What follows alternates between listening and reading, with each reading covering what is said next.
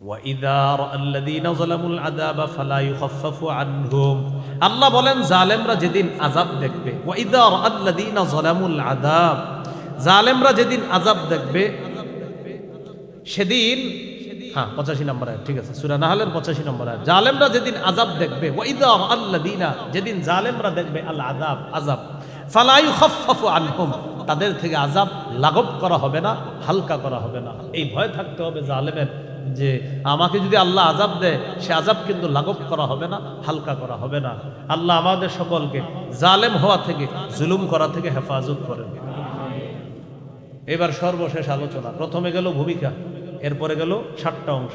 এবার জানবো জুলুমের পরিণতি। বলেন কি পরিণতি? জুলুমের 1 নম্বর পরিণতি, যারা জালেম করবে, মানে যারা জালেম হবে, যারা জুলুম করবে, 1 নম্বর পরিণতিটা মনে রাখতে হবে।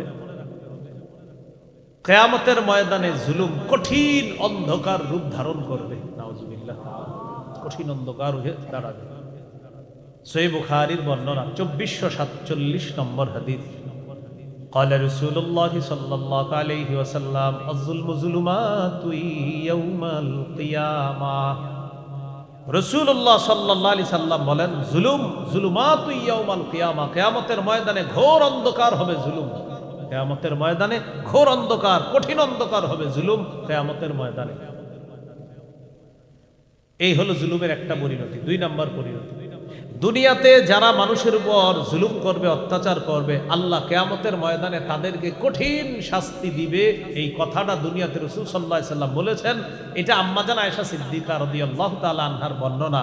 বর্ণনাটা শুনলে আপনারা বুঝবেন যে এক জায়গায় কিছু মানুষকে সূর্যের আলোর নিচে দাঁড়ায়া শাস্তি দেওয়া হচ্ছিল। ঘটনাটা আম্মাজান আয়েশার কাছে গেছে। যাওয়ার পরে আম্মাজান আয়েশা সিদ্দিকা রাদিয়াল্লাহু তাআলা আনহা বললেন, এটা তো জুলুম, এটা তো ঠিক হচ্ছে না। সহিহ মুসলিমের 2613 নম্বর হাদিস। আম্মাজান আয়েশা সিদ্দিকা রাদিয়াল্লাহু তাআলা আনহা বলেন, আমি নবীকে বলতে শুনেছি, ইন্নাল্লাহা ইউআযযিবুল্লাযীনা ইউআযযিবুনা ফিদ দুনিয়া, নিশ্চয় আল্লাহ ওই ব্যক্তিকে শাস্তি দিবে কিয়ামতের ময়দানে। নিশ্চয় আল্লাহ তাদেরকে শাস্তি দিবে যারা দুনিয়াকে মানুষকে শাস্তি দেয়। আল্লাহ কিয়ামতের ময়দানে তাদেরকে শাস্তি দিবে যারা অন্যায়ভাবে দুনিয়াতে মানুষকে শাস্তি দেয়। তাহলে অন্যায়ভাবে দুনিয়াতে মানুষকে যারা শাস্তি দেয়, আল্লাহ তাদেরকে কি দিবে? শাস্তি দিবে। 3 নম্বর পরিণতি, বলেন জুলুমের কারণে জালেম হালাল রিজিক থেকে বঞ্চিত হয়। তার জন্য বরাদ্দকৃত হালাল রিজিক আল্লাহ ছিনিয়ে নেয়। কঠিন কথা কিন্তু। সূরা নিসার 160 161 নম্বর আয়াত।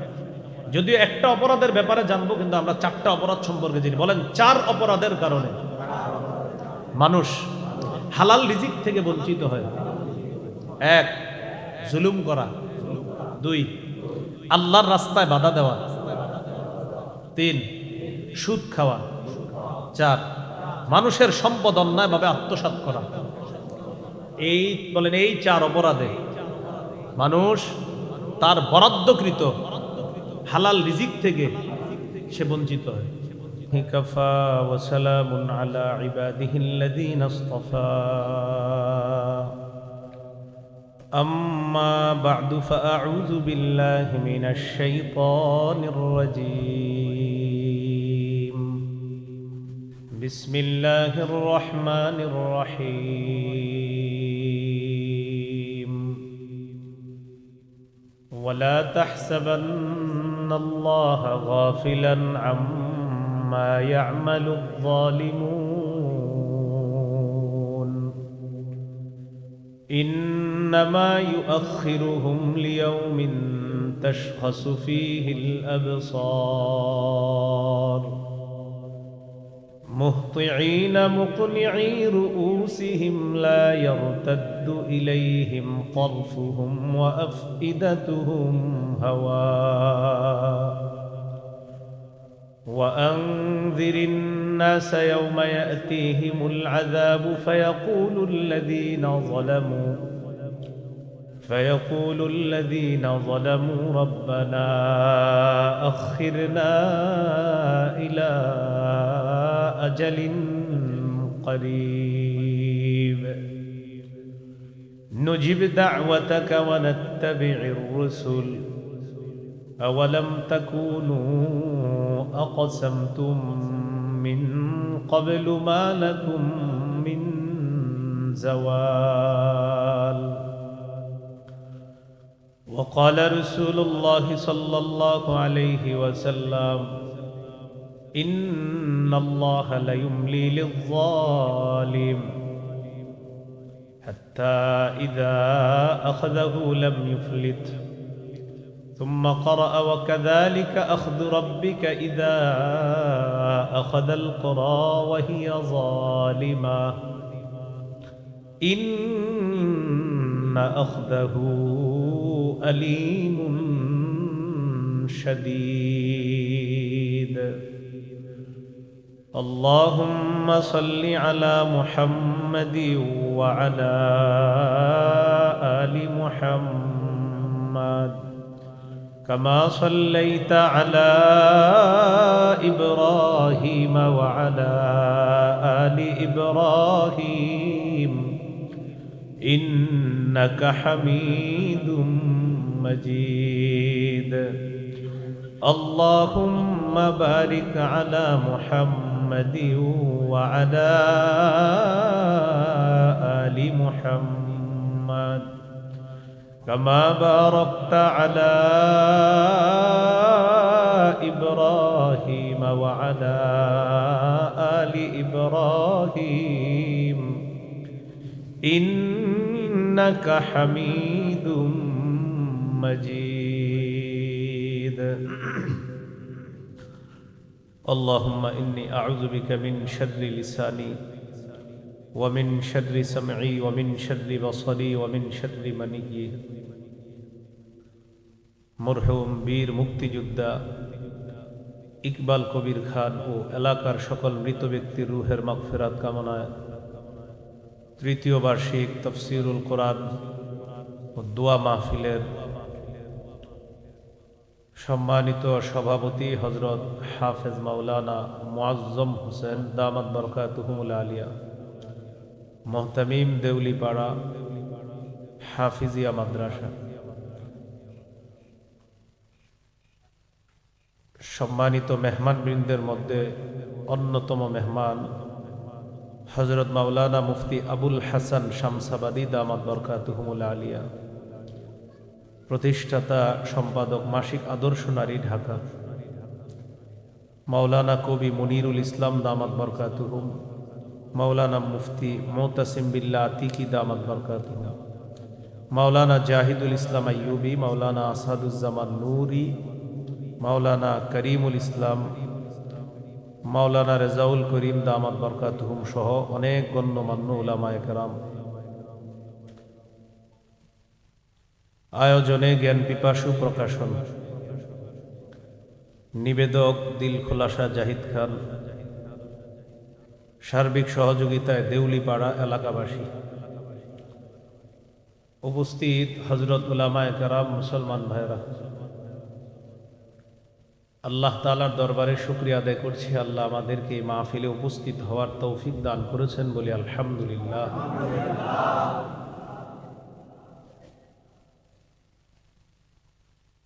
সূরা ইব্রাহিমের ৪২ থেকে ৪৪ নম্বর আয়াত পর্যন্ত তেলাওয়াত করলাম। আয়াতের মধ্যে আল্লাহ তাআলা বলেন, ওয়ালা তাহসাবান্নাল্লাহা গাফিলান আম্মা ইয়ামালুয যালিমুন। জালেমদের কর্মকাণ্ড সম্পর্কে আপনি আল্লাহকে অনবহিত মনে করবেন না। আল্লাহ তাদের ব্যাপারে সব জানেন। ইন্নামা ইউআখিরুহুম লিয়াউমিন তাশখাসু ফীহিল আবসার। আল্লাহ জালেমদেরকে সুযোগ দিচ্ছে ওই দিন পর্যন্ত যেই দিন চক্ষু বিস্ফারিত হবে। মুহতিঈনা মুকনিঈ রুউসিহিম, মুহতিঈনা সেদিন তারা দৌড়াতে থাকবে, মুকনিঈ রুউসিহিম, মাথা উপরের দিকে দিয়ে, লা ইয়ারতাদ্দু ইলাইহিম তারফুহুম, তাদের দিকে তাদের দৃষ্টি ফিরে আসবে না। উপরে যে তাকাবে পেরেশানির কারণে দৃষ্টিটা নিজের দিকেও ফিরে আসবে না। ওয়া আফইদাতুহুম হাওয়া, তাদের অন্তর উড়ে যাওয়ার উপক্রম হবে ভয়ে। وأنذر الناس يوم يأتيهم العذاب فيقول الذين ظلموا ربنا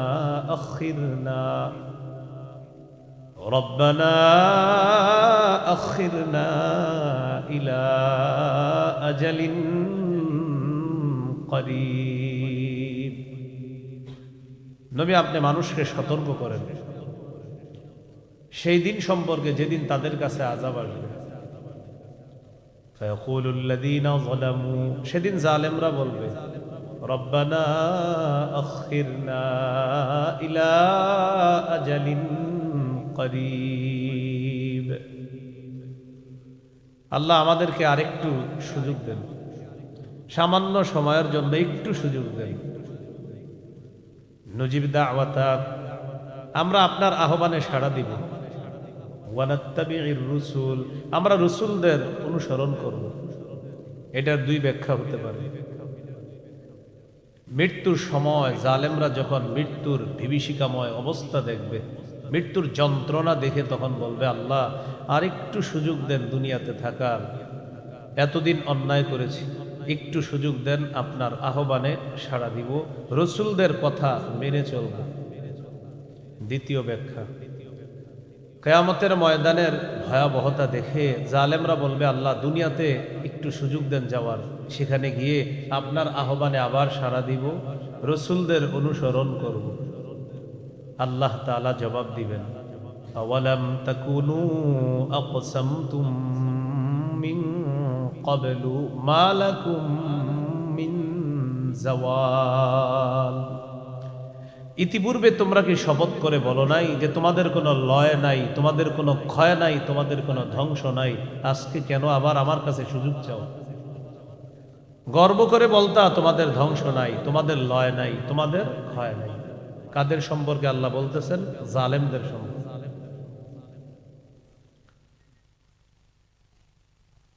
এজন্য জুলুম বিভিন্ন ভাবে হয়। একটা জুলুম আছে নফসের উপর জুলুম। কিসের উপর জুলুম? নফসের উপর জুলুম আছে একটা। তো নফসের উপর জুলুম হয়ে গেল, এটার জন্য আল্লাহর কাছে বেশি বেশি দোয়া করা। রব্বানা যালামনা আনফুসানা ওয়া ইল্লাম তাগফির লানা ওয়া তারহামনা লানাকুনান্না মিনাল খাসিরিন। হে আমাদের রব, আমরা নিজেদের উপর জুলুম করেছি, আপনি যদি আমাদেরকে ক্ষমা না করেন, দয়া না করেন, আমরা ক্ষতিগ্রস্তদের অন্তর্ভুক্ত হয়ে যাব, আমরা ক্ষতিগ্রস্তদের অন্তর্ভুক্ত হয়ে যাব। মানুষ নফসের ডাকে সাড়া দিয়ে আল্লাহর সীমা অতিক্রম করে, সীমা লঙ্ঘন করে, তাদেরকে আল্লাহ কোরআনে জালেম বলেছে। সূরা বাকারার 229 নম্বর আয়াতে আল্লাহ তাআলা বলেন ওয়ামান ইয়াতাআদ্দা হুদুদাল্লাহ ফাউলাইকা হুমুয যালিমুন, যারা আল্লাহর সীমা রেখাসমূহ অতিক্রম করে তারা জালেম। তারা কি? জালেম। 28 পারায় 17 নম্বর পৃষ্ঠা সূরাতুত তলাকের 1 নম্বর আয়াত। আল্লাহ তাআলা তালাক সম্পর্কে আলোচনা করার পর আল্লাহ বললেন তিলকা হুদুদুল্লাহ, এগুলো আল্লাহর সীমারেখা। ওয়া মান ইয়াতাআদ্দা হুদুদাল্লাহি ফাকাদ যালামা নাফসাহ, যে ব্যক্তি আল্লাহর সীমারেখা সমূহ অতিক্রম করলো সে নিজের উপর জুলুম করলো, নফসের উপর কি করলো? জুলুম করলো। সূরা কাহাফে 2 ব্যক্তির সম্পর্কে আল্লাহ আলোচনা করছেন। একজন হলো আল্লাহর নেয়ামত যতটুকু আল্লাহ দিছে শুকরিয়া আদায় করে, আরেকজন আল্লাহর নেয়ামত পাওয়ার পরে অহংকারী হয়ে গেছে। এই 2 ব্যক্তির ব্যাপারে আল্লাহ আলোচনা করতে করতে সূরা কাহাফের 35 নম্বর আয়াতে গিয়ে আল্লাহ বলেন, ওয়াদাখালা জান্নাতাহু ওয়া হুয়া যালিমুল লিনাফসিহি, দুই ব্যক্তির এক ব্যক্তি যাকে আমি আল্লাহ সম্পদ দিয়েছিলাম সে তার বাগানে প্রবেশ করলো এমন অবস্থায়, ওয়া হুয়া যালিমুল লিনাফসিহি, সে নিজের উপর জুলুম করা অবস্থায় প্রবেশ করলো, মানে অহংকার, না কিচ্ছু হবে না আমার। বাগানের মধ্যে ঢুকে বাগান দেখে দেখে তার গরিব বন্ধুকে বলতেছে, ক্বালা মা আযুন্নু আন তাবিদা হাদিহি আবাদা। ওই ধনী বন্ধু বলতেছে অহংকার করে, আমি মনে করি না যে এগুলা কখনো ধ্বংস হবে, এগুলা কখনো ধ্বংস হবে না। দিছে কে? তো বলতেছে এগুলা কখনো ধ্বংস হবে না। এটা নিজের উপর জুলুম, কারণ অহংকার এটা দিল থেকে হয়, এই জন্য এটাও জুলুম করা। তো এই জন্য নফসের উপর জুলুম এটা না করা। তো নফসের জুলুম থেকে বাঁচার জন্য ওই যে দোয়াটা পড়বো ডেলি, রব্বানা যালামনা আনফুসানা ওয়া ইল্লাম তাগফির লানা ওয়া তারহামনা লানাকুনান্না মিনাল খাসিরিন। খুব বেশি পরিমাণে পড়ার চেষ্টা কর, আল্লাহ তাআলা তৌফিক দান করেন। তো আল্লাহ যেটা দেয় সেটা স্বীকার না করে নিজের মন মতো চলা, এটা জুলুম। বনি ইসরাইলকে আল্লাহ জান্নাতি খাবার দিয়েছে, মেঘের মাধ্যমে তাদের ছায়ার ব্যবস্থা করছে। সূরা বাকারার 57 নম্বর আয়াতে আছে, ওয়াযাল্লালনা আলাইকুমুল গামামা ওয়া আনজালনা আলাইকুমুল মান্না ওয়াসসালওয়া, আমি তোমাদেরকে মেঘ দিয়ে ছায়া দিলাম। ওয়া আনজালনা আলাইকুমুল মান্না ওয়াসসালওয়া, আমি তোমাদের উপর নাজিল করলাম জান্নাতি খাদ্য মান্না ওয়াসসালওয়া, এবং বলে দিলাম কুলু মিন তাইয়্যিবাতি মা রাযাকনাকুম, আমি যে রিজিক তোমাদেরকে দিয়েছি এই পবিত্র রিজিক তোমরা ভক্ষণ করো।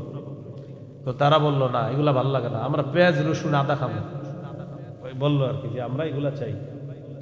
তো আল্লাহ বলেন আমার নেয়ামত অস্বীকার করে তারা কি করলো, ওয়া মা যালামুনা, তারা আমার উপর জুলুম করে নাই, ওয়ালাকিন কানু আনফুসাহুম ইয়াজলিমুন, তারা নিজেরা নিজেদের উপর জুলুম করেছে। আল্লাহ নেয়ামতকে যদি কেউ অস্বীকার করে, আল্লাহ বলেন তুমি যে আমার কোনো ক্ষতি করে ফেলছো এমন না, তুমি নিজে নিজের ক্ষতি করছো, নিজেই নিজের উপর জুলুম করছো। তো বলতেছিলাম জুলুম করা, মাঝে মাঝে নফসের উপর আমরা জুলুম করে ফেলি, এই জুলুমগুলা না করা। আমরা যেই মাধ্যমে জুলুম করি এর মধ্যে অন্যতম একটা মাধ্যম হলো শিরিকের মাধ্যমে আমরা নফসের উপর জুলুম করি। কিসের মাধ্যমে? সূরা লুকমানের 13 নম্বর আয়াতে আল্লাহ বলেন, وَإِذْ قَالَ لُقْمَانُ لِابْنِهِ وَهُوَ يَعِظُهُ يَا بُنَيَّ لَا تُشْرِكْ بِاللَّهِ إِنَّ الشِّرْكَ لَظُلْمٌ عَظِيمٌ। স্মরণ করো এই সময়কে যখন লোকমান তার সন্তানকে বললেন, হে প্রিয় সন্তান তুমি আল্লাহর সাথে শিরিক করো না, নিশ্চয়ই শিরিক মহা জুলুম। আমাদের নবীও বুঝাইছে মক্কাবাসীকে, লাত উজ্জাত মানাত এগুলা ইবাদত করা এটা শিরিক করা, কিন্তু তাদের মাথায় আসছে না বাপ দাদাদেরটাকে এত সহজে ছেড়ে দিব। তো নিজেদেরকে বুঝাইলো এইভাবে না, নফস তাদেরকে বললো আরে বাপ দাদার করা এটা ছাড়বা কেন তোমরা, এই যে নিজের উপর জুলুম করলেন। সূরা আনআমের 82 নম্বর আয়াতে আছে, আল্লাযীনা আমানু ওয়া লাম ইয়ালবিসু ঈমানাহুম বিযুলমিন উলাইকা লাহুমুল আমনু ওয়া হুম মুহতাদুন। যারা ঈমান আনছে এবং ঈমানের সাথে শিরিকের সংমিশ্রণ করে নাই, যারা ঈমান এনেছে এবং ঈমানের সাথে শিরিকের সংমিশ্রণ করে নাই, উলাইকা লাহুমুল আমনু, আল্লাহ বলেন আমি আল্লাহ তাদের জন্য নিরাপত্তার ঘোষণা দিলাম। যারা ঈমান এনেছে, ঈমানের সাথে শিরিকের সংমিশ্রণ ঘটায় নাই, উলাইকা লাহুমুল আমনু, তাদের জন্য নিরাপত্তা, আল্লাহ তাদেরকে নিরাপত্তা দিবেন। ওয়া হুম মুহতাদুন, আল্লাহ বলেন তারাই হেদায়েত প্রাপ্ত। সুবহানাল্লাহ। তাহলে শিরিকের মাধ্যমে নফসের উপর আমরা জুলুম করি। আরেকটা জুলুম আমরা করি নফসের উপর, অহরহর করি আমরা, সেটা হলো রিয়ার মাধ্যমে। বলেন কিসের মাধ্যমে? লোক দেখানো ইবাদত। قال رسول الله صلى الله عليه وسلم إياكم وشرك السرائر। রাসূলুল্লাহ সাল্লাল্লাহু আলাইহি সাল্লাম বলেন, তোমরা গোপন শিরিক থেকে বাঁচো। একটু বলেন তো আমার সাথে কি শিরিক করো। قالوا وما شرك السرائر يا رسول الله। সাহাবীগণ বললেন, ওগো আল্লাহর রাসূল, গোপন শিরিক আবার কি? فقال رسول الله صلى الله عليه وسلم يقوم الرجل فيصلي فيزين صلاته جاهدا لما يرى من نظر الناس إليه। গোপন শিরিক হলো কোন মানুষ নামাজে দাঁড়াইলো, নামাজে দাঁড়ায়া এই নিয়তে সে নামাজটা যথেষ্ট সুন্দর করে মানুষ যেন বলে বাহ বাহ তার নামাজ কত সুন্দর। এই নিয়তে কেউ নামাজ পড়লো যে আমি নামাজে দাঁড়াইলাম আর নামাজটা খুব সুন্দর করলাম, এই নিয়তে মানুষ বলবে দেখো কি সুন্দর নামাজ। নবী বলেন এটা রিয়া, এটা গোপন শিরিক, এটা জুলুম নফসের উপর। সহিহ মুসলিমের হাদিসে আছে, এক সাহাবী বললেন, হুজুর নামাজ যদি আল্লাহকে খুশি করার জন্য সুন্দরভাবে পড়ি আর মানুষ যদি আমার নামাজের প্রশংসা করে তাহলে কি হবে? একটু আগে যেটা বললাম সেটা হলো মানুষের প্রশংসা করার উদ্দেশ্য, আর এখন যেটা সেটা হলো আমি আল্লাহকে খুশি করার জন্য নামাজ সুন্দর করলাম। আর নামাজ তো সুন্দর করতেই হবে, কিন্তু কাকে খুশি করার জন্য? নবীজি বললেন আল্লাহকে খুশি করার জন্য যদি তুমি নামাজ পড়ো আর নামাজের সুন্দর হয় আর এই নামাজের সৌন্দর্যতার প্রশংসা যদি মানুষ করে, এটা রিয়া হবে না। তিলকা আজিলু বুশরাল মুমিন, এটা হলো আল্লাহর পক্ষ থেকে মুমিনের জন্য নগদ সুসংবাদ। পার্থক্যটা বুঝছেন তো? মানে আমি নামাজ পড়লাম মানুষকে দেখানোর জন্য, এটা রিয়া। আমি নামাজ পড়লাম আল্লাহকে খুশি করার জন্য, কিন্তু সুন্দর করে পড়লাম, এরপরেও মানুষ প্রশংসা করছে, কিন্তু আমার উদ্দেশ্য প্রশংসা ছিল না, কিন্তু মানুষ তারপরেও করছে। নবীজি বলেন তুমি যদি রবের জন্য নামাজ পড়ো তারপরেও মানুষ প্রশংসা করে, এটা তোমার জন্য আল্লাহর পক্ষ থেকে দুনিয়ায় সুসংবাদ। বলেন তো সবচেয়ে ক্ষমতাধর কে?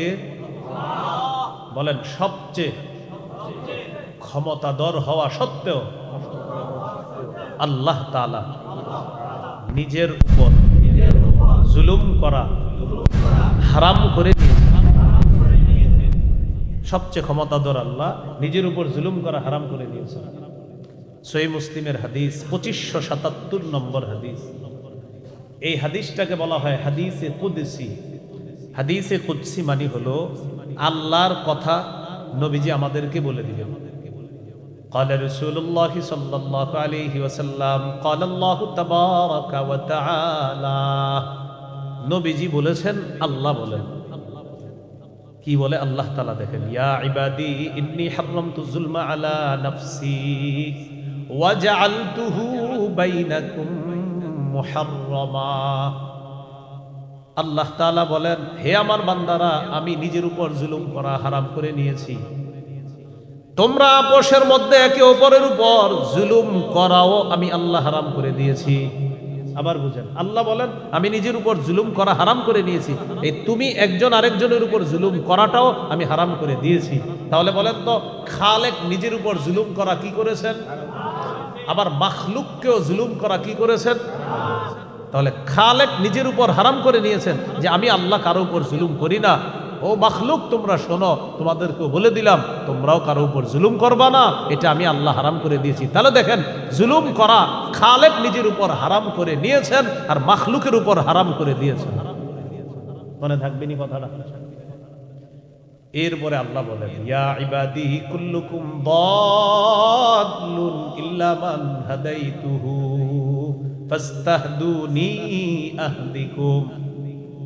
হে আমার বান্দারা, তোমরা সবাই পথভ্রষ্ট, আমি যদি হেদায়েত না দিই। সত্যি কথা, আমার কাছেই হেদায়েত চাও, আহদিকুম, আমি তোমাদেরকে হেদায়েত দেই। এই জন্য প্রতিদিন আল্লাহর কাছে আমরা বলি ইহদিনাস সিরাতাল মুস্তাকিম, আল্লাহ শিখিয়ে দিয়েছে। এরপরে আল্লাহ বলেন, ইয়া ইবাদি কুল্লুকুম জাইউন ইল্লা মান আত'আমতুহু ফাস্তাত'ইমুনি উত'ইমকুম। হে আমার বান্দারা, তোমরা সবাই ক্ষুধার্ত, আমি আল্লাহ যদি না খাওয়াই। অতএব তোমরা আমার কাছে খাবার চাও, আমি তোমাদেরকে খাবার দেই। ইয়া ইবাদি কুল্লুকুম আর ইল্লা মান কাসাউতুহু ফাস্তাকসুনি আকসুকুম।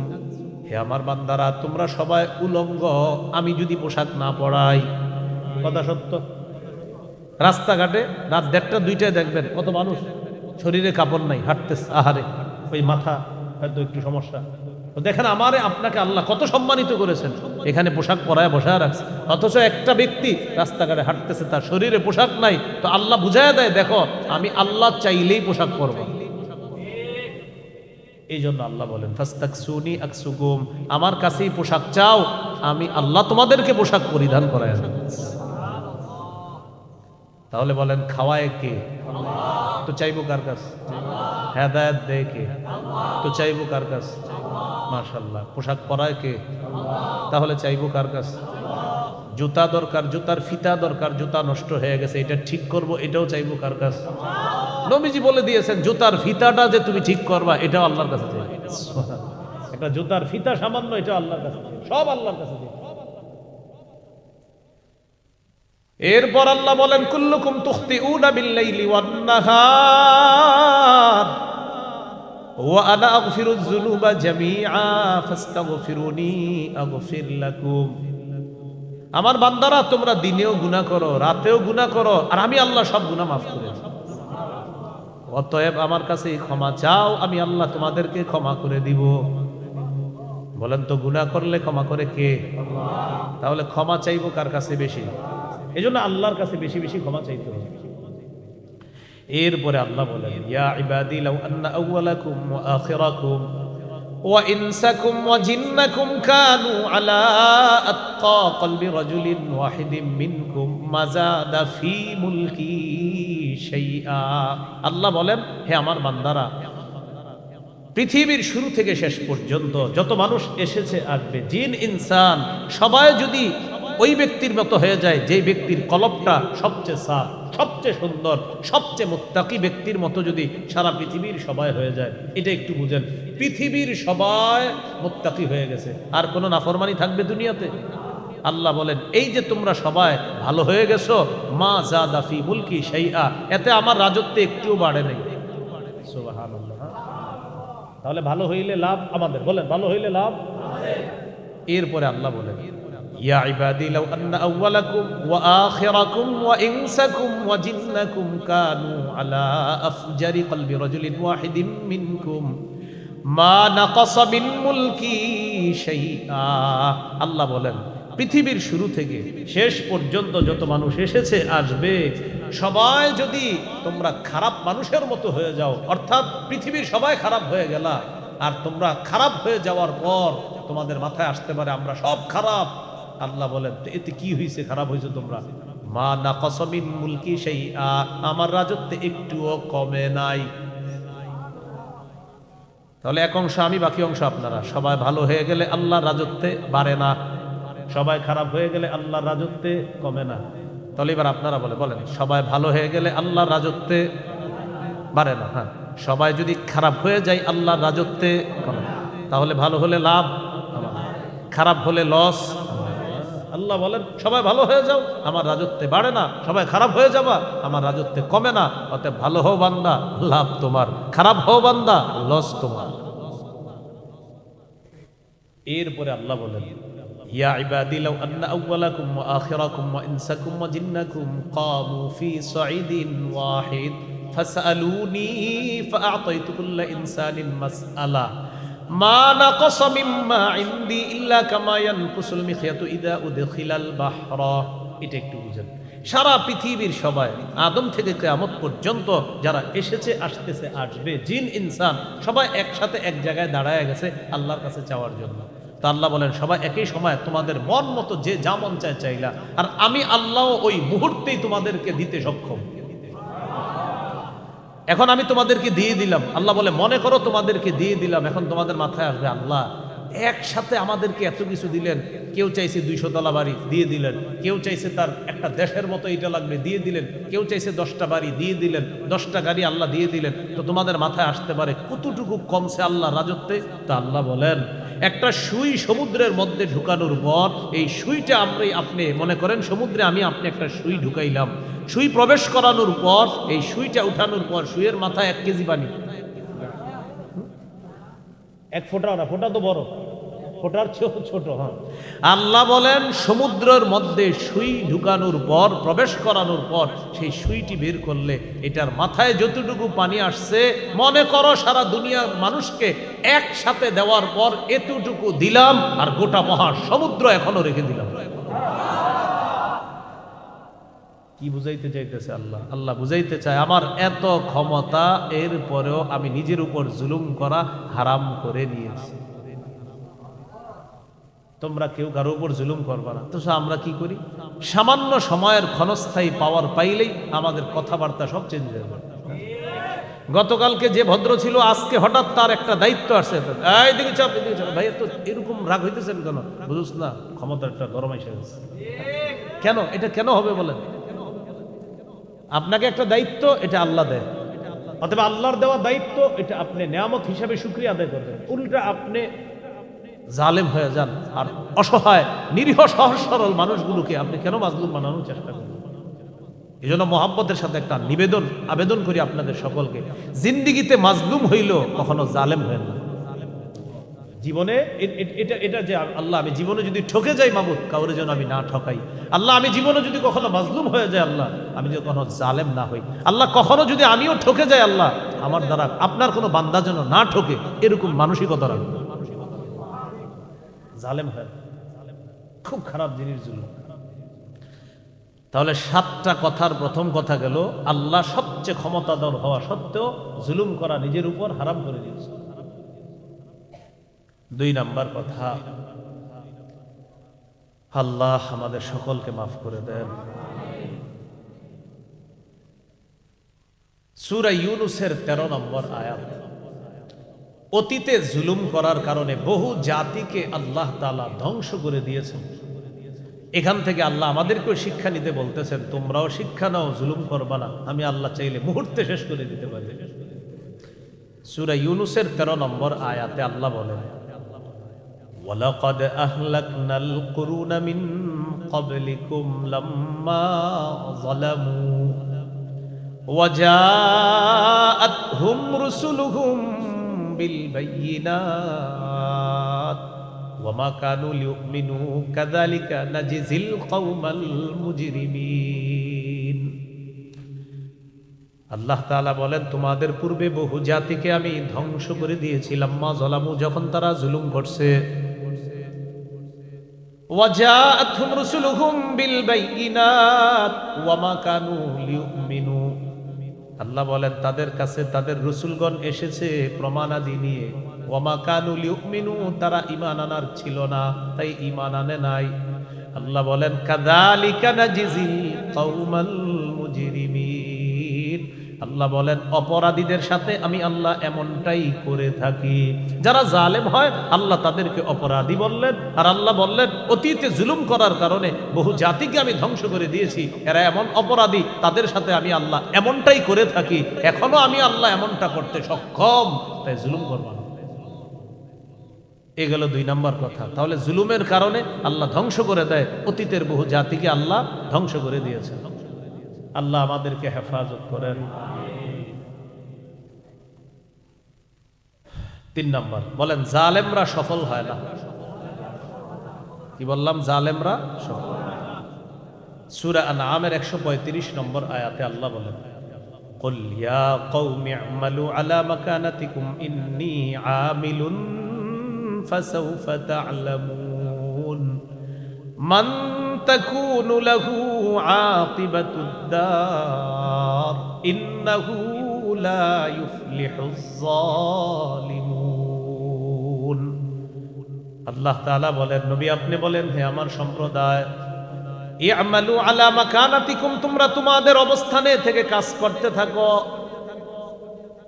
আমিও আমার অবস্থানে থেকে আমার কাজ করতে থাকি। মনে রাখবা, তোমাদের কাজগুলা হলো অন্যায়, আমার কাজগুলা হলো ন্যায়। ফাসাউফা তা'লামুন, অচিরেই জানতে পারবা। মান তাকুনু লাহু আকিবাতুদ দার, কার জন্য হবে শেষ পরিণতি, আখিরাতের পরিণতি। অচিরেই জানতে পারবা শুভ পরিণতি কার হয় আর অশুভ পরিণতি কার হবে, অচিরেই জানতে পারবা। আল্লাহ তাআলা বলেন, ইন্নাহু লা ইউফলিহুজ যালিমুন, যারা জালেম তারা সফল হয় না। বলেন, যারা জালেম তারা সফল হয়। আল্লাহ আমাদেরকে জালেম হওয়া, জুলুম করা থেকে হেফাজত করে। 4 নাম্বার, বলেন অচিরেই জালেমরা জানতে পারবে তাদের প্রত্যাবর্তন স্থল সম্পর্কে, অর্থাৎ জালেমরা কোথায় যাবে এটা অচিরেই তারা জানবে। সূরাতুশ শুআরা 227 নম্বর আয়াতে আল্লাহ বলেন, ওয়াসায়া'লামুল্লাযীনা যালামু আইয়া মুনকালাবি ইয়ানকালিবুন। অচিরেই জালেমরা জানতে পারবে কোন প্রত্যাবর্তন স্থলে তারা প্রত্যাবর্তন করবে।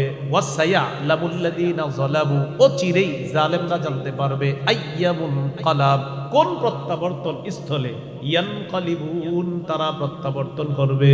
অচিরেই জালেমরা জানবে তারা কোথায় যাবে, তাদের স্থানটা কোথায় হবে, এটা জালেমরা অচিরেই জানতে পারবে।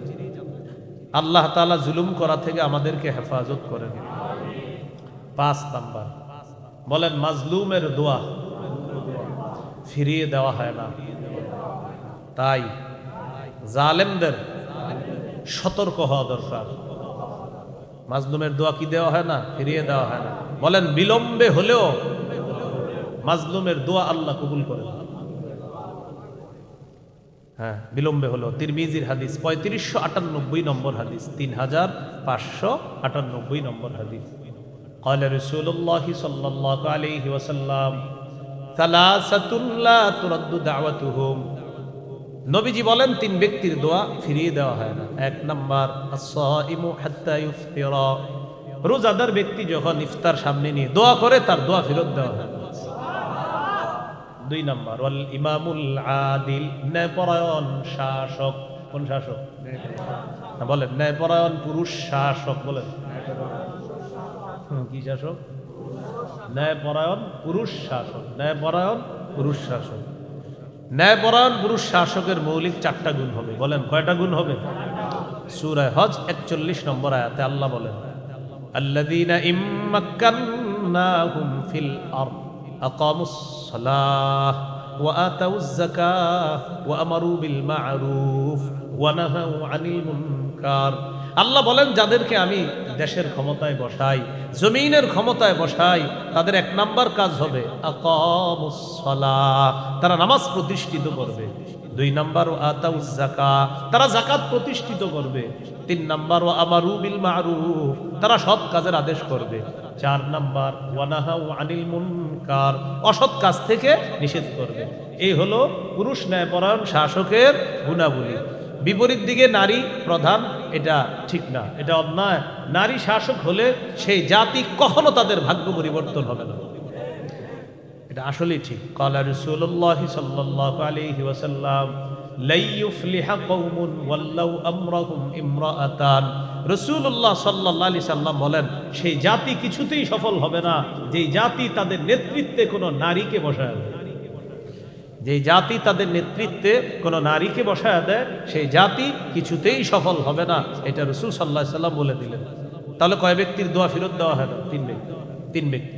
1 নাম্বার রোজাদার, 2 নাম্বার ন্যায়পরায়ণ শাসক, 3 নাম্বার ওয়া দাওয়াতুল মাজলুম, মাজলুমের দোয়া ফিরিয়ে দেওয়া হয় না।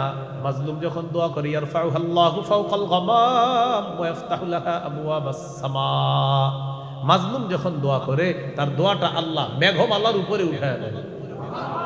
তার দোয়ার জন্য আসমানের সবগুলা দরজা আল্লাহ খুলে দেয়। এরপর আল্লাহ বলে ওয়াকুলুর রব ওয়া ইজ্জাতি লা আনসুরান্নাকা ওয়ালাউ বা'দা হিন।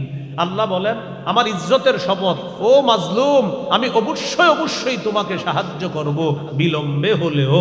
আল্লাহ বলেন আমার ইজ্জতের শপথ, আমি অবশ্যই তোমাকে সাহায্য করব ও মাজলুম, আমি অবশ্যই তোমাকে সাহায্য করব ওয়ালাউ বা'দা হিন, বিলম্বে হলেও আমি তোমাকে সাহায্য করব। তাহলে মাজলুমের দোয়া ফেরত দেওয়া হয় না, এটা মনে রাখতে হবে। এই জন্য জালেম যারা তারা খুব সতর্ক থাকতে হবে যে মাজলুমের দোয়া কিন্তু ফিরিয়ে দেওয়া হয় না। আল্লাহ আমাদেরকে হেফাজত করেন। 6 নাম্বার, যারা কোনো দায়িত্বে বসবেন, আল্লাহ যদি কোনো দায়িত্বে দেয়, যে কোনো দায়িত্বে আপনাকে দেয়, এখানে আপনারা যারা আছেন কোনো জায়গার ম্যানেজার হতে পারেন, যারা আছেন ছোট্ট একটা দায়িত্ব পেতে পারেন, মসজিদের সভাপতি হতে পারেন, সেক্রেটারি দায়িত্ব পেতে পারেন, একটা যুব সমাজের দায়িত্ব পেতে পারেন, এলাকার একটা সামাজিক কাজের দায়িত্ব আপনি পেতে পারেন। যে কোনো দায়িত্বে যখন আপনার কাঁধে এসে যাবে, ওই দায়িত্বটা পাওয়ার সাথে সাথে মনে মনে আনবেন যে আমার দ্বারা যেন কোনো মানুষ মাজলুম না হয়, এটা মাথায় আনবেন। কি না হয়? এটা 6 নম্বর আলোচনা। কেন নবীজি তার এক সাহাবীকে গভর্নর বানায়া পাঠাইতেছে। সহিহ বুখারীর বর্ণনা 1486 1496 নম্বর হাদিস। রাসূলুল্লাহ সাল্লাল্লাহু আলাইহি সাল্লাম তার সাহাবীকে বললেন, তুমি তো ওই এলাকায় যাইতেছো, তোমাকে দায়িত্ব দিয়ে পাঠাইতেছি, তাদেরকে সুন্দরভাবে দাওয়াত দিবা। প্রথমে তাদেরকে দাওয়াত দিবা যে আল্লাহ ছাড়া কোনো ইলাহ নাই, দাওয়াত দিবা। ফাইনহুম আতাউ লাক বিজালিকা, তারা যদি তোমার কথা শুনে তাহলে তাদেরকে বলবা, খবর দিবা যে আল্লাহ তাআলা তাদের উপর 5 ওয়াক্ত নামাজ ফরজ করেছেন। এটাও যদি মেনে নেয় তাদেরকে যাকাতের কথা বলবা। তো এইগুলা বলার পর নবীজি সর্বশেষ বললেন, শোনো, দায়িত্ব তো নিয়ে যাচ্ছ, ইত্তাকি দাওয়াতাল মাজলুম, মাজলুমের বদদোয়া থেকে বাইচা থাকবা। তুমি দায়িত্ব পাওয়া মানি তোমার দ্বারা কোনো মানুষ যেন মাজলুম না হয়, সাবধান, মাজলুমের বদদোয়া থেকে বাঁচবা। ফাইন্নাহু লাইসা বাইনাহু ওয়া বাইনাল্লাহি হিজাব, মাজলুমের দোয়া আর আল্লাহর মাঝে কোনো পর্দা থাকে না, সরাসরি চলে যায়। তো মাজলুমের বদদোয়া থেকে বেঁচে থাকার চেষ্টা করা। আল্লাহ আমাদেরকে কথাগুলা বুঝার তৌফিক দান করেন। মনে থাকবেন ইনশাআল্লাহ। 7 নাম্বার কথা, যারা জালেম হয় তারা মৃত্যুর পর তাদের আযাব লাঘব করা হবে না, হালকা করা হবে না, এই ভয় তাদের থাকতে হবে। সূরা নাহলের 85 নম্বর আয়াত, সূরা নাহলের 85 নম্বর আয়াত, 85 হবে।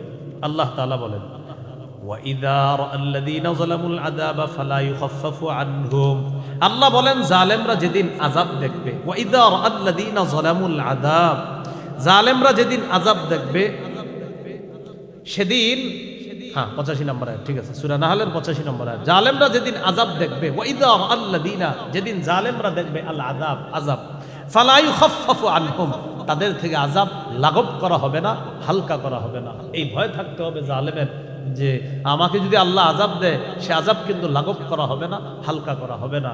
আল্লাহ আমাদের সকলকে জালেম হওয়া থেকে, জুলুম করা থেকে হেফাজত করেন। এবার সর্বশেষ আলোচনা, প্রথমে গেল ভূমিকা, এরপরে গেল 7টা অংশ। এবার জানবো জুলুমের পরিণতি। বলেন কি পরিণতি? জুলুমের 1 নম্বর পরিণতি, যারা জালেম করবে, মানে যারা জালেম হবে, যারা জুলুম করবে, 1 নম্বর পরিণতিটা মনে রাখতে হবে। কিয়ামতের ময়দানে জুলুম কঠিন অন্ধকার রূপ ধারণ করবে। নাউজুবিল্লাহ, কঠিন অন্ধকার হয়ে দাঁড়াবে। সহিহ বুখারীর বর্ণনা 2447 নম্বর হাদিস। قال رسول الله صلى الله عليه وسلم الظلم ظلمات يوم القيامة, রাসূলুল্লাহ সাল্লাল্লাহু আলাইহি সাল্লাম বলেন, জুলুম জুলুমাতু ইয়াউমাল কিয়ামা, কিয়ামতের ময়দানে ঘোর অন্ধকার হবে জুলুম। কিয়ামতের ময়দানে ঘোর অন্ধকার, কঠিন অন্ধকার হবে জুলুম কিয়ামতের ময়দানে। এই হলো জুলুমের একটা পরিণতি। 2 নম্বর পরিণতি, দুনিয়াতে যারা মানুষের উপর জুলুম করবে, অত্যাচার করবে, আল্লাহ কিয়ামতের ময়দানে তাদেরকে কঠিন শাস্তি দিবে। এই কথাটা দুনিয়াতে রাসূল সাল্লাল্লাহু আলাইহি সাল্লাম বলেছেন। এটা আম্মাজান আয়েশা সিদ্দিকা রাদিয়াল্লাহু তাআলা আনহার বর্ণনা। বর্ণনাটা শুনলে আপনারা বুঝবেন যে এক জায়গায় কিছু মানুষকে সূর্যের আলোর নিচে দাঁড়ায়া শাস্তি দেওয়া হচ্ছিল। ঘটনাটা আম্মাজান আয়েশার কাছে গেছে। যাওয়ার পরে আম্মাজান আয়েশা সিদ্দিকা রাদিয়াল্লাহু তাআলা আনহা বললেন, এটা তো জুলুম, এটা তো ঠিক হচ্ছে না। সহিহ মুসলিমের 2613 নম্বর হাদিস। আম্মাজান আয়েশা সিদ্দিকা রাদিয়াল্লাহু তাআলা আনহা বলেন, আমি নবীকে বলতে শুনেছি, ইন্নাল্লাহা ইউআযযিবুল্লাযীনা ইউআযযিবুনা ফিদ দুনিয়া, নিশ্চয় আল্লাহ ওই ব্যক্তিকে শাস্তি দিবে কিয়ামতের ময়দানে। নিশ্চয় আল্লাহ তাদেরকে শাস্তি দিবে যারা দুনিয়াকে মানুষকে শাস্তি দেয়। আল্লাহ কিয়ামতের ময়দানে তাদেরকে শাস্তি দিবে যারা অন্যায়ভাবে দুনিয়াতে মানুষকে শাস্তি দেয়। তাহলে অন্যায়ভাবে দুনিয়াতে মানুষকে যারা শাস্তি দেয়, আল্লাহ তাদেরকে কি দিবে? শাস্তি দিবে। 3 নম্বর পরিণতি, বলেন জুলুমের কারণে জালেম হালাল রিজিক থেকে বঞ্চিত হয়, তার জন্য বরাদ্দকৃত হালাল রিজিক আল্লাহ ছিনিয়ে নেয়। কঠিন কথা কিন্তু। সূরা নিসার 160 161 নম্বর আয়াত। যদিও একটা অপরাধের ব্যাপারে জানবো, কিন্তু আমরা 4টা অপরাধ সম্পর্কে জানি। বলেন 4 অপরাধের কারণে মানুষ হালাল রিজিক থেকে বঞ্চিত হয়। 1, জুলুম করা। 2, আল্লাহর রাস্তায় বাধা দেওয়া। 3, সুদ খাওয়া। 4, মানুষের সম্পদ অন্যায়ভাবে আত্মসাৎ করা। এই বলেন এই 4 অপরাধে মানুষ তার বরাদ্দকৃত হালাল রিজিক থেকে সে বঞ্চিত হয়। এইভাবে আপনি ভালো কাজ করছেন আর জুলুম করছেন মানুষের উপর। আপনি নিজে করেন নাই, 10 জনকে পাঠাইয়া দিয়েছেন লাঠির পেটা করে ওই ব্যক্তিটাকে মেরে, নিরীহ মানুষকে মেরে তার জমিনটা আত্মসাৎ করার জন্য। এই যে কাজটা করছেন, তো কিয়ামতের ময়দানে জালেম উপস্থিত হবে আমলের পাহাড় নিয়ে। এবার মাজলুমরা এসে ভিড় জমাবে, আল্লাহ আমি বিচার চাই। কি বিচার? আমাকে এই ব্যক্তি সাতা মাহাদা আমাকে গালি দিছে, গালির বিচার চাই। বাস দিয়ে দাও, নেক আমল দিয়ে দাও। ফায়ুতু হাদা মিন হাসানাতি, গালি যাকে দিয়েছে তার নেক আমল তাকে দিয়ে দেওয়া হবে। আরেকজন বলবে এই ব্যক্তি আমার উপর ঢিল ছুঁড়ে মেরেছে, ফায়ুতু হাদা মিন হাসানাতি, তাকে দেওয়া হবে তার নেক আমল। কমতে কমতে আরেকজনের উপর রক্তপাত করেছিল, তাকেও দেওয়া হবে। এইভাবে দিতে দিতে নবীজি বলেন তার যে নেক আমলগুলা ছিল সব শেষ হয়ে গেছে। কিন্তু মাজলুমের সংখ্যা এখনো শেষ হয় না। অন্য মাজলুমরা এসে বলতেছে আমাদেরটা। রাসূলুল্লাহ সাল্লাল্লাহু আলাইহি সাল্লাম বলেন ওই মাজলুমদের গুনাহগুলা উখিযা মিন খাতায়াহুম, তাদের গুনাহগুলা নিয়ে জালেমকে দেওয়া হবে। সুম্মা তুরিহা ফিন নার, গুনাহের পাহাড়ের স্তূপ নিয়ে জালেমকে জাহান্নামে নিক্ষেপ করা। গেছিল কিসের স্তূপ নিয়ে? আমলের। কিসের স্তূপ নিয়ে? জাহান্নামে গেল কিসের স্তূপ নিয়ে? গুনাহের পাহাড় নিয়ে। আমল শূন্য হয়ে গুনাহের পাহাড় নিয়ে জাহান্নামে। তো বলছিলাম জালেম সবচেয়ে নিঃস্ব হবে। এবার একটু আমার সাথে বলেন, বলেন জালেম হব না, জুলুম করব না, জালেমের সহযোগী হব না, জালেমের 2-4টা ভালো কাজ দেখে তার প্রতি ঝুঁকে পড়ব না। এই 4টা কথা মনে রাখবো। জালেম হব না, জুলুম করব না, জালেমের সহযোগী হব না, জালেমের 2-4টা ভালো কাজ দেখে তার প্রতি ঝুঁকে পড়ব না। মনে থাকবে তো ইনশাআল্লাহ? আল্লাহ তাআলা আমাদের সকলকে যে কোনো ধরনের, যে আবার বললাম ছোট ছোট হোক, কাউকে আমরা জুলুম করব না। আর মাঝে 2টা কথা বলছিলাম, মনে আছে না? যে মাজলুম হলেও জীবনে জালেম যেন না হয়, নিজে ঠকে গেল আরেকজনকে যেন কখনো না ঠকায়। কথাগুলো মনে রাখবেন। আল্লাহ তাআলা মনে রাখার তৌফিক দান করেন। সুবহানাল্লাহি ওয়া বিহামদিহি, সুবহানাকাল্লাহুম্মা ওয়া বিহামদিকা, আশহাদু আল্লা ইলাহা ইল্লা আনতা, আস্তাগফিরুকা ওয়া আতুবু ইলাইক। এই দিল খোলাসা জাহিদ ভাইয়ের যে কথা ইমান জাগে, একটা কিতাব আপনারা জানেন, আপনাদের এলাকার সন্তান, এটা আপনারা সংগ্রহ করতে পারেন। আর একটা সংকলন, আচ্ছা এটার যে আরবি অংশগুলো আছে, অনেকগুলো হাদিস আনা হয়েছে। এই আরবি অংশগুলা আমি দেখে দিয়েছিলাম, বিশেষ করে হাদিসের অংশগুলা ওটা আমি দেখে দিয়েছিলাম। মিম্বরের আমানত, এটা আমার সংকলন করা, এটাও আপনারা সংগ্রহ করতে পারেন। এটা 6টা খণ্ড আছে। এই 6 খণ্ড প্রত্যেকটা এক এক বিষয়। প্রথম খণ্ড সন্তানের 64টা অধিকার। আমি বলবো প্রথম খণ্ডটা যারা নেবেন স্বামী স্ত্রী উভয় মুখস্থ করে ফেলবেন। 64টা অধিকার স্বামী স্ত্রী পুরো মুখস্থ করার চেষ্টা করবেন। দ্বিতীয় খণ্ড শিরিক বেদাত কুফর তাওহীদ। তৃতীয় খণ্ড হালাল হারাম সুদ সম্পর্কে আলোচনা। চতুর্থ খণ্ড স্বামীর 24টি অধিকার, স্ত্রীর 19টি অধিকার। এটাও আপনারা স্ত্রীকে 24টা মুখস্থ করাইবেন আর আপনি স্ত্রীর 19টা মুখস্থ করবেন। 5 নাম্বার লা ইলাহা ইল্লাল্লাহর ব্যাখ্যা। 6 নম্বর খণ্ডে আছে সালাত সম্পর্কে আলোচনা। 7, 8, 9, 10 ইনশাআল্লাহ আশাবাদী রমজানের আগে আসবে, এখনো আসে নাই। 6 খণ্ড আপাতত আছে। যাদের প্রয়োজন হয় এখানে গাড়িতে ওরা নিয়ে এসেছে, এখান থেকেও নিতে পারেন, এই জাহিদ ভাইয়ের কাছ থেকেও নিতে পারেন। তো গাড়িতে ওরা আছে, ওদের কাছ থেকে আজকে আপনারা সংগ্রহ করতে পারেন, ওদের কাছে 6 খণ্ডই আছে। এখান থেকে যদি না নিতে পারেন ওই অনলাইনে লিখবেন মিম্বরের আমানত, লিখলে ওই একটা আইডি দেয় কি জানি, ওইভাবে আপনি অর্ডার করবেন। তো বাংলা বাজার থেকে দেখবেন আপনার ঘরে এনে এরা পৌঁছে দিবে। ওইটা অনলাইনের একটা বিজনেস, ওইটার সাথে আমি জড়িত না। তো আপনারা ওইটা করলে আপনার কাছে পৌঁছায় দিবে। তো যাদের প্রয়োজন হবে এখান থেকে নিতে পারেন। এখান থেকে যারা নেবেন শর্ত হলো গাড়ির কাজ ভাঙা যাবে না। ঠিক আছে। আখির দাওয়ানা আলহামদুলিল্লাহ।